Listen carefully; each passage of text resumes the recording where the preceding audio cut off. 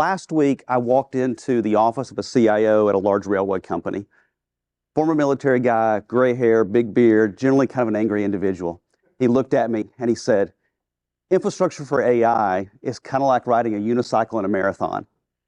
And I said, Gary, what are you talking about? And he said, we've realized that it's a very long race, but we're going to need to balance and adjust to line of business every single step of the way.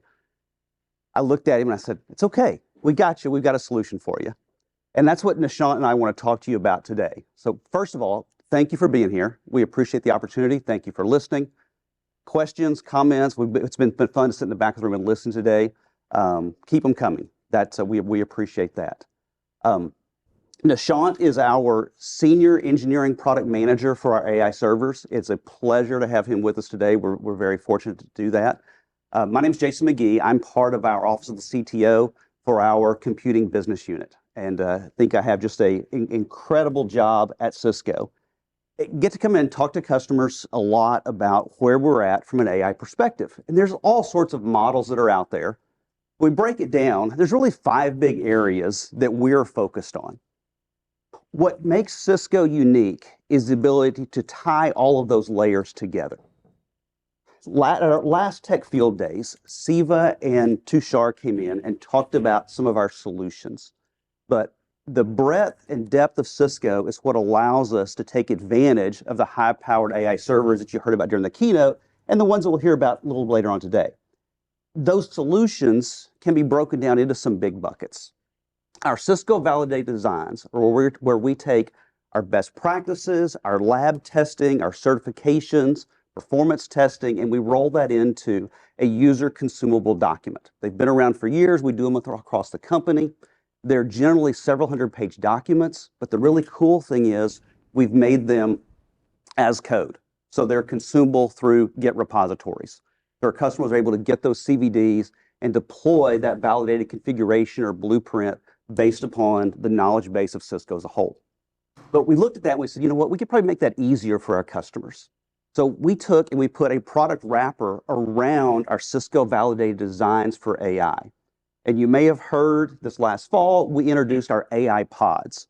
And what AI pods are, is they're simply a purchasable Cisco validated design, including the networking, the computing components, the software components, all those layers that we showed on the previous slide. The servers that Nishant and I are going to talk about today are what powers AI pods using the information from our CVDs. And if you want that available as a service, like Dan just talked about, we have Hyperfabric. And so that's that glue. That's the solutions that pulls AI together for us. But it all starts with the fabric, and Hyperfabric AI, that portfolio is an incredible piece of that. So we're going to spend the rest of the time that we have together, half an hour or so with some time for some Q&A, really focusing in on that next layer up, is what does the compute form factor look like? How do we power the computing engine that's driving the workload, that's generating all the traffic that's populating our networks? How do we get the work done? When we look across our customers, we've seen the hyperscalers, some of the large model trainers, really be focused on the large language models. When we get into enterprise customers, we're finding that your mileage is going to vary as you move across the AI landscape.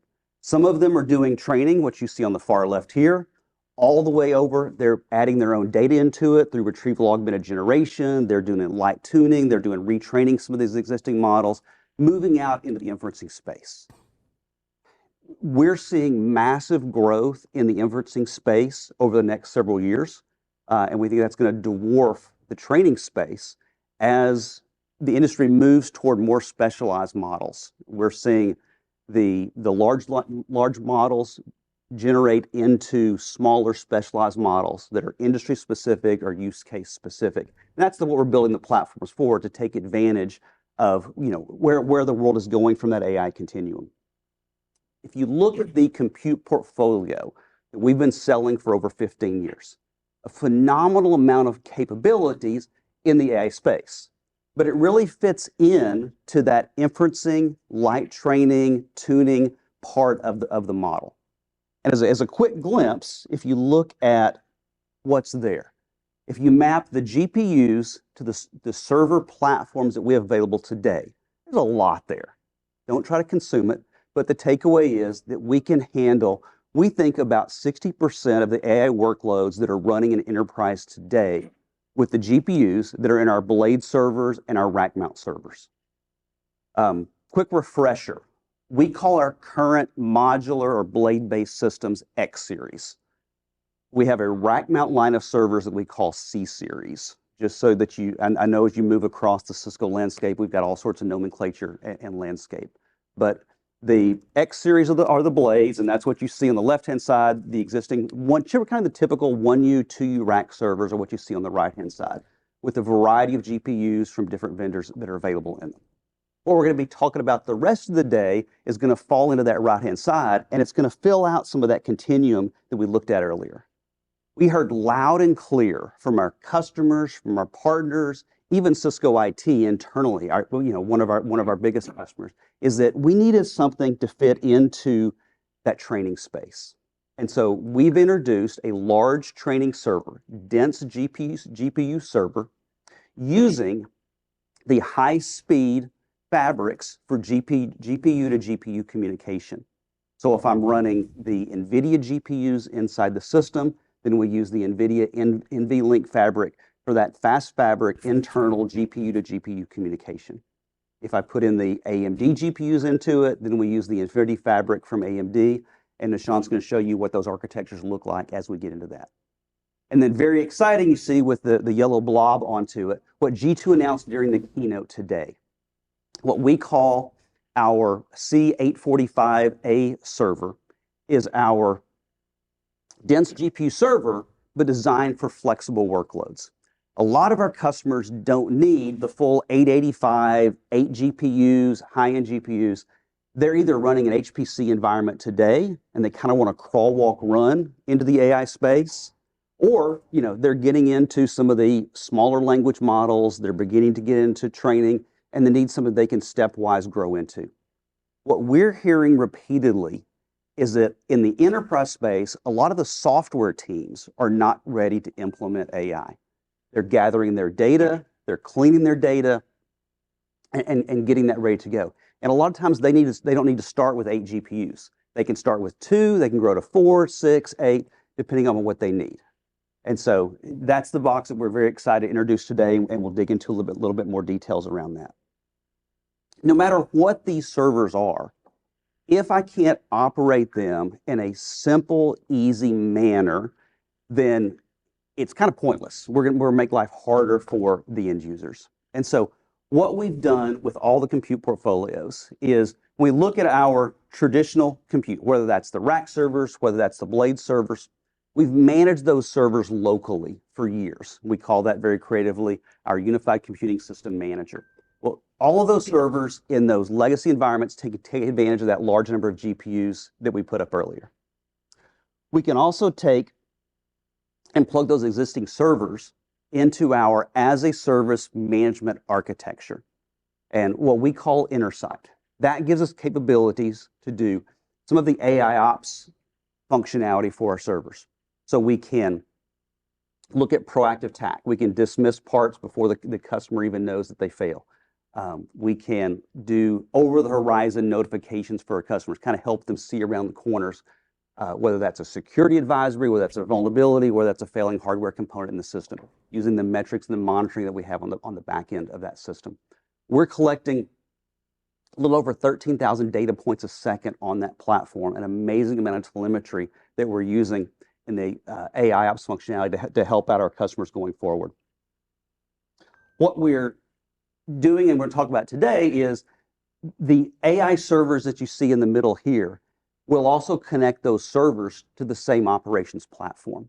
And the takeaway is that when we move AI into the enterprise space, the governance, the operation, the tooling, the APIs that are already being used in the enterprise space can be used for AI. I don't need a separate silo. I don't need a separate set of stack, tooling, training. I can use what I have in-house today. So the sovereignty, the governance, the best practices that our IT has put in place, we can take advantage of with that existing management operations infrastructure.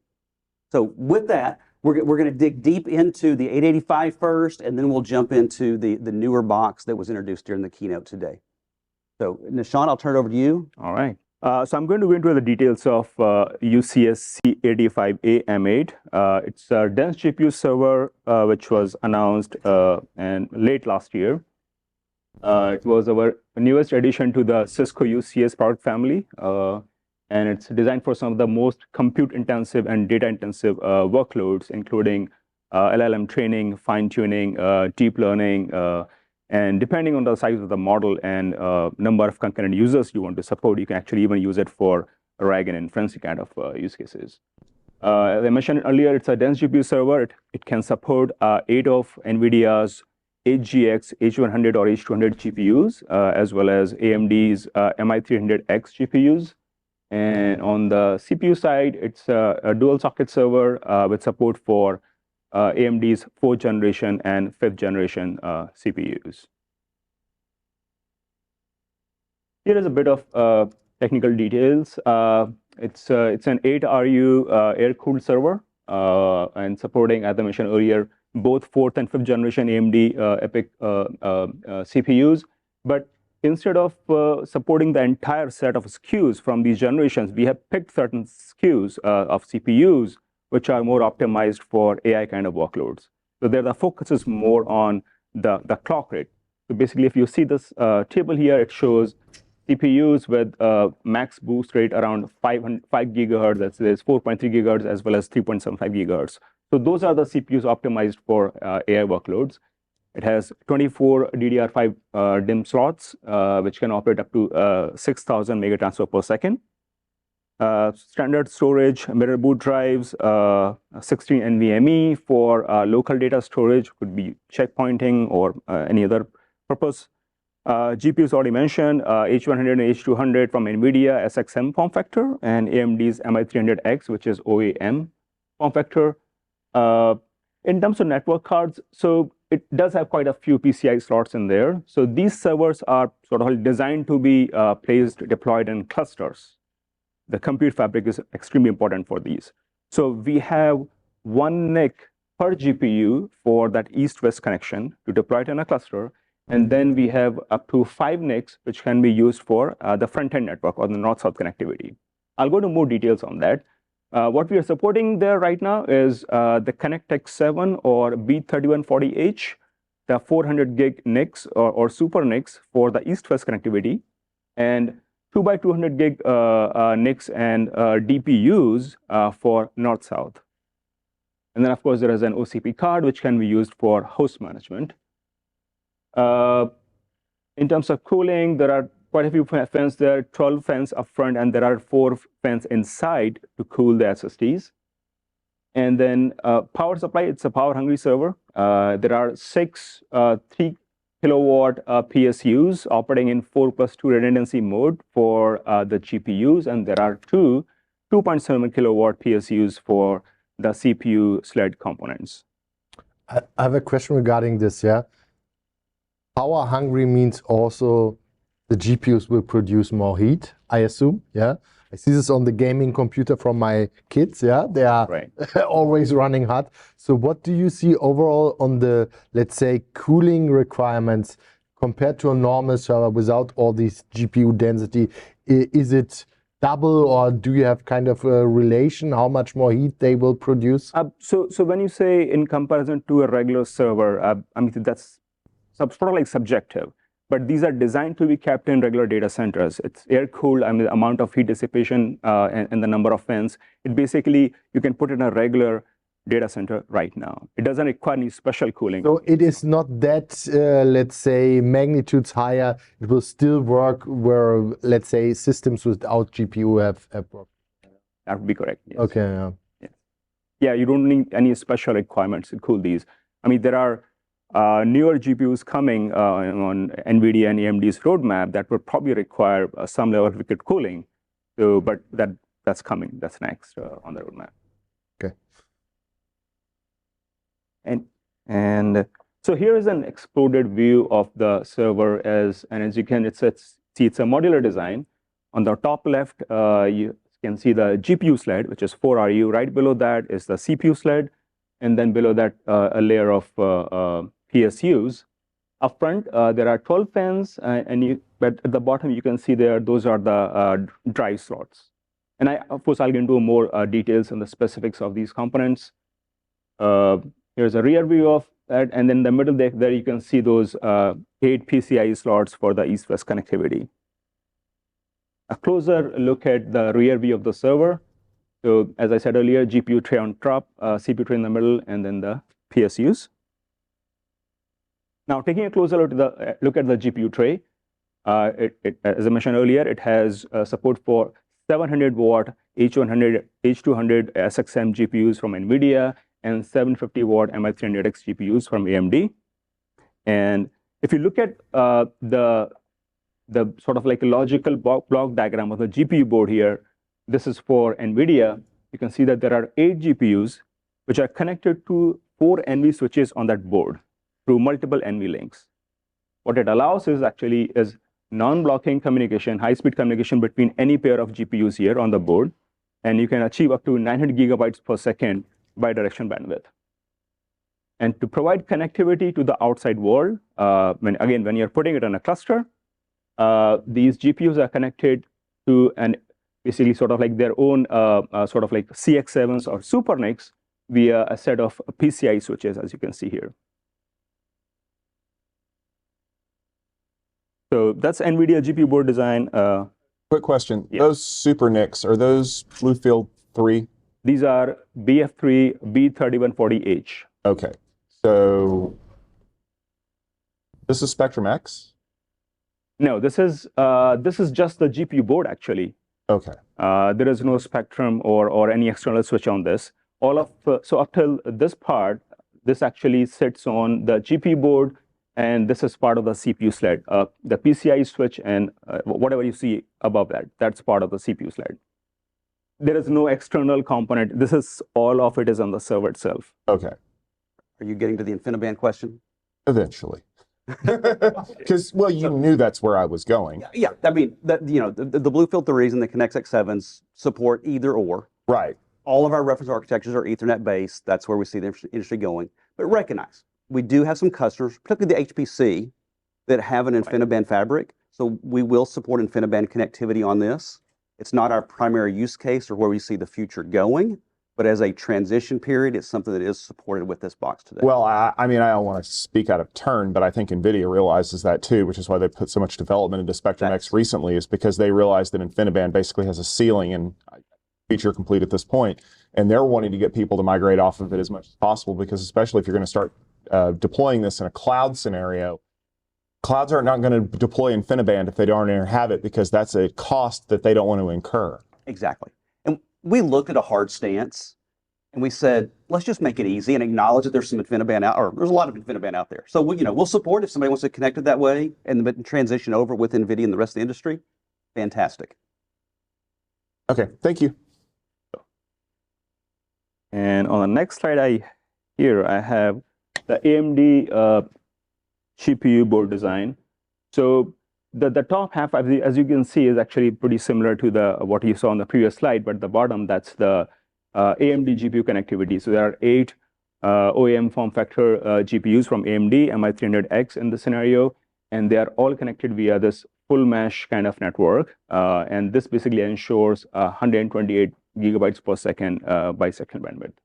And this, of course, is based on the Infinity fabric from AMD. Closer look at the CPU tray. Support for, as I mentioned earlier, AMD's 4th and 5th gen CPUs, and we have picked 9554 from the 4th gen and 9575F CPUs from the 5th gen of AMD CPUs. And then for certain configurations where the customer does not require as much compute power or as many cores, we also support for 9535. And then on the DIMM side, we support 3 sizes currently: 64, 96, 128 GB DIMMs, depending on what the requirements are and what GPUs they are using. They can pick appropriate DIMM. Now, looking at more of like closer look at the especially the networking components here. At one, you can see those 8 PCIe slots for the compute fabric or the backend connectivity. And as I mentioned earlier, we currently support CX7s and B3140H SuperNICs. At number 2, you can see it's a B3220 DPU from NVIDIA. We also have support for CX7 if you don't require DPU functionality or any offloading. And then, but if you want DPU, but then 400 Gbps connectivity, then there is support for B3240s also. At number 3, you can see the 2 PSUs. These are 2.7 kilowatt and 1+1 redundancy mode. These power primarily the CPU slide components as well as the drives. Number 4 is the DCS-CM, which is Data Center Secure Control Module, and has basically, it houses a BMC, and then there's an RJ45 port for out-of-band management, and the mini display port, and a few USB ports for KVM connectivity. Just one question we had before the presentation for Hypershield. So on 2, you could run then eBPF, yeah? If we have a DPU networking card, that would be supported, yeah? Yes. Okay, wonderful. And that's the Super NIC, is the DPU, the branding thing. So we have both SuperNICs and DPUs. I mean, I think NVIDIA uses the terms. Yeah, NVIDIA prefers the term Super NIC because because AMD calls them DPUs, and then Intel calls them IPUs for some reason. Yeah, and then finally at number 5 we have a couple of RJ45 ports. That's an Intel card, OCP card, which can be used for host management here. So quite a few ports. In terms of how it's, the network connectivity, we basically see 4 types of networks on these servers. There is, of course, management network, which is out-of-band management, as I mentioned on the previous slide. There's front-end network, which can be used to connect to the broader data center. It can be used for getting access to certain data for inferencing. Storage network, of course, to connect to the storage. And then the most critical one, I think, in this scenario would be the inter-GPU backend network, also known as compute fabric. And as you can see, like 8 NICs, which will support this. And to create a small cluster, all you basically need is one 64 port switch. In this scenario, it's Nexus 9364D GX2A. And you can create a really small cluster of just 8 servers using it. But if you want to scale it, let's say a larger cluster of 32 nodes, then of course you need a spine leaf kind of architecture. The important thing here is that all of this network has to be non-blocking, non-saturated. So basically, if you are connecting a 400 Gbps NIC, that leaf switch, connectivity to the spine switch from the leaf also has to be 400 Gbps or higher. Do you guys support 800 gigabit NICs? Not yet, not in this one yet. As we move to the future generations of this, we will have support for it. Power and cooling, again, it requires a lot of power to power all those GPUs and CPUs and everything.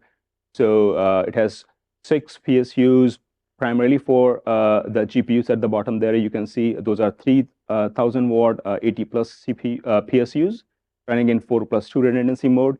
And let's say if 3 of them actually become inactive, then of course the server still operates, but the GPU performance will be capped at 60% across all of them. That's 12.5 kilowatts per server? That is the maximum possible power consumption that we expect. So that's basically primarily used for sort of like a provisioning purpose. But in normal scenarios, I don't think you will see more than 8 to 9 kilowatt.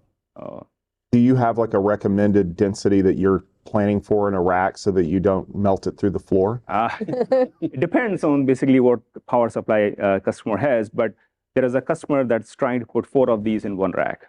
So I think they have a 60 kilowatt power supply in that rack, and so they will put 4 of these, so around 48 to 50 kilowatt will be for these servers, and then there is top of the rack switch and other things in there. Currently air cooled, correct? It's all air cooled. Plans to make it water cooled? That will be a future platform. Okay. The only reason I ask is NVIDIA Haswells are water cooled because they're hot. Yeah. Is the storage accessible from all the servers? So server 1 can access the storage from server 2 as well. So it's Not the local storage, if that's the question. That's all local. But yeah, you can have a distributed storage, software-defined storage connected to these, but that's a different architecture, of course. There are. okay. So do you do that yourself, or do you use other solutions for? We are looking at certain partners to support it. I can think of one. I figured you could. All right. So hardware configurations. So these are what we are doing here is we have created these sort of like optimized fixed configurations for these servers. So let's say if you're doing training and then you want to deploy it in a cloud-like environment, then you will have certain specific requirements. You might want B3140H as well as a B3220. But if you're doing inferencing, you might not even require those east-west NICs, right? So for different deployment scenarios, we have created these fixed configurations, which are optimized for, again, as I said, like those specific scenarios.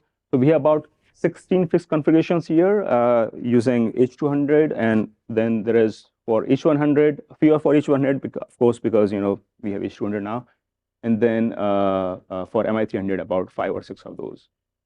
And this is also used, of course, in Hyperfabric cluster for AI, as you mentioned. Again, so I think the key differentiator for the servers are these 3 things. It delivers unmatched performance. It has this high-speed GPU interconnect on the server itself, the board that has NVLink, NV switches, and scalability, those 8 NICs, which allow it to become part of a really large cluster. And that helps us deliver, serve basically all these use cases, AI, starting from Gen AI training, model training, all the way to deep learning, reinforcement learning, and even some large model inferencing. HPC, quite a few of our customers actually deploying these in HPC environments. And then you can also do some real-time data processing, which is through, by accelerating through GPUs. So again, with Jason, as I mentioned earlier, not every customer requires such a powerful server. For some of them, they're just starting on their AI journey. They require fewer GPUs, smaller density. So for that, we announced C885a AMIT today, and Jason will share more details on that. Wonderful. Thanks, Nishant. Thanks. Appreciate the question. Anything else on the 885, the big box, before we move on? Okay. It's big. It's powerful. It will do a tremendous amount. I'm just trying to get my head around 60 kilowatts in a single rack. Like that could Or be just seen 4 in servers. an hazardous environment with a high voltage coming through. Don't look up tech specs too closely, because NVIDIA can get 60 kilowatts in a half rack. And even that, I mean, And one of those network diagrams was 32 of those servers put together. I think, one of the big takeaways, I started with solutions, and I really want to emphasize that the validated design on how you put it together, the AI pod where I can order as one, or I think the demo for Hyperfabric is incredible, because Dan started out with, user guidance, what cable to plug into what port. If I'm paying that amount of money for those high-end GPUs, I want to maximize performance. I mentioned Gary, the CIO that I talked to last week. We had another CIO that mentioned to us, he said, my job is not to build the AI applications. It's not to transform my company. My job is to keep the GPUs as busy as possible, to fill them with data. He's like, that's where our investment's at. And I need to ensure that I'm doing that. And that's where those guided configurations, the Hyperfabric AI can come in and really benefit around that. Okay? But the conversation we're having is a lot of customers are not ready for that massive box. And we really think the 845 is going to fit a wonderful niche architecture that's out there. And I say niche, I shouldn't use that term. But being able to start with 2 GPUs, grow in increments of 2, 4, 6, 8 of that, and have a variety of GPUs. I can use the H100, the H200, kind of the top end from NVIDIA today, or I can use the L40 GPUs for that are just fine for some of the workloads that are needed out there. When you get an outreach for something like this, does that create like a professional services engagement so that you can talk the customer through that kind of discussion? Or is this something that you're really only contracting through other partners that have experience doing this deployment? Both. So yeah, we're doing a lot of that. When I mentioned the AI pod, that comes with the services wrapper around it. That's a piece of that. And how much money it better? It's kind of interesting to know, especially because of everything that's going on in Europe, and probably others will follow as well soon with ESG and everything that's going on. Yes. Making sure that you're going over the regulations that going on with AI. Exactly. Yeah, and even as we get into the switches, the optic density, it's going to go beyond just the GPU, the server. Our entire data centers are being affected, and we hear it every day. But when you actually see it on paper with the specs, it's mind-boggling. What we can do, or what's out there, and the amount of work that can be done from this. With the, I'm gonna have a hard time not using the code name for this box, but the 840, since it's just brand new today, but the 845 box, it is a 2 CPU AMD EPYC based system. And like I said, it can grow in the GPUs. Where I do want to emphasize on this is that we're using the 885 we talked about before. That's an HGX reference architecture from NVIDIA. This box is the MGX reference architecture from NVIDIA. We looked at that, and there's some things with the off-the-shelf MGX specs that most of the MGX servers in the world are doing that we thought we could do better. There's some simple cable management, cable routing items that we improved that drastically reduced the amount of airflow, improved serviceability of the box. One of the things that we did was that most of the time on MGX architecture, all the power supplies are on one side of the machine. That prevents the box from passing a drop test because it goes on one side. We evenly distribute the power supplies horizontally across the bottom of the box. So if we have to do something like a drop test for reliability. Again, those things that are just standard for our enterprise compute customers that they're used to using it and have to have in that. One of the other things is that typically it takes about 38 to 40 screws to remove the GPUs from an MGX design. This box, one screw. So if I need to replace a GPU, we've made serviceability easy on it for the customer. So, really trying to bake in some of those things that our Cisco customers are used to using in those systems. You're only supporting the AMD CPUs? You're not going to support the Intel CPUs? This box is AMD CPUs only. We will support the MI series of GPUs in it from, and then, going forward, I think we'll see a broader variety of the vendor CPUs in the AI specific servers. But just point in time where we're at today, it's what makes the most sense for this box. The 885 that we looked at, that is more of an appliance model where you buy a fixed config.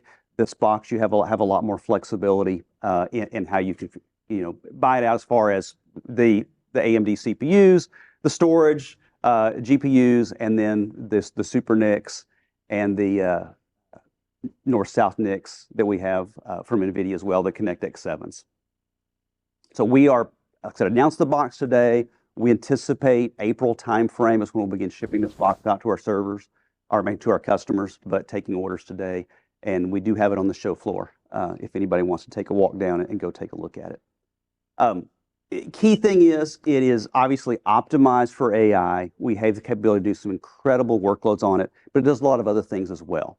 So if I need to scale up into AI, or I need to have a dual function server, this box has the capability to do that.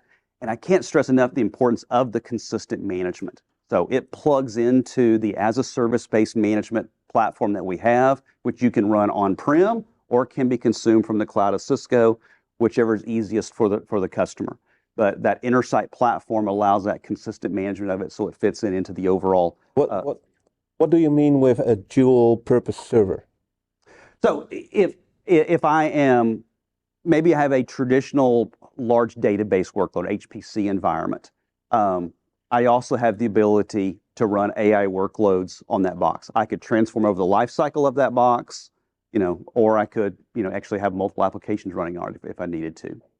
Yeah, I would see that happening for VDI environments, hospitals doing Right.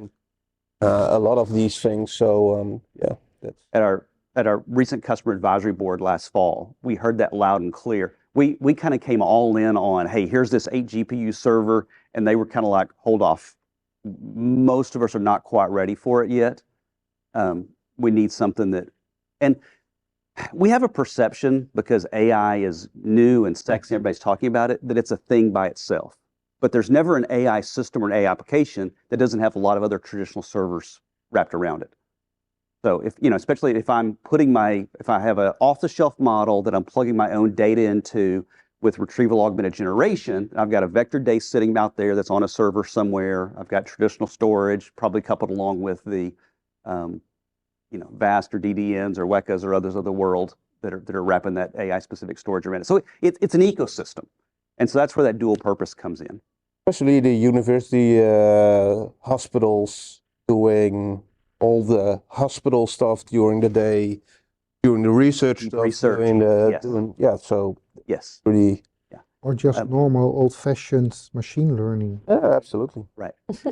We don't see it in practice a lot, but one of the unique things about the unified computing system, and I'm sure you're all, very familiar with it, but we have the concept of a service profile. So when we deploy the blade servers, our traditional rack servers out, we go in and we carve out what that server looks like in software. How do I want it to be configured? What BIOS do I want on that box? And in our blade-based system, we've had some customers actually convert that profile day and night, where I can run an application during the day and research during the night, something like that. And so that's something that, we'll be able to do in the future on these boxes as well. Kind of a corner case, but it's out there. But I think, the HPC space is a big place. Some of our traditional database, some of our traditional workloads, very large databases, those type environments. It's going to be a really good fit, and we're going to see our customers grow into it. And these will be part of the AI pod validated design? So they're not part of the AI pods today, but that is coming. When? So we're not going to start shipping these until April. And so, we anticipate the validated designs, the AI pods, and all of that will be available around that same time frame. So, we're working to get all that together. Okay. Question? No. Okay, I saw the mic. As we just kind of wrap up and look at these layers. So we talked about the Cisco Fabric, Hyperfabric. We didn't go a lot into storage that's there, but we know that's a very big piece. We feel that we've got a full portfolio at that compute layer, whether it is running inferencing on the CPU itself.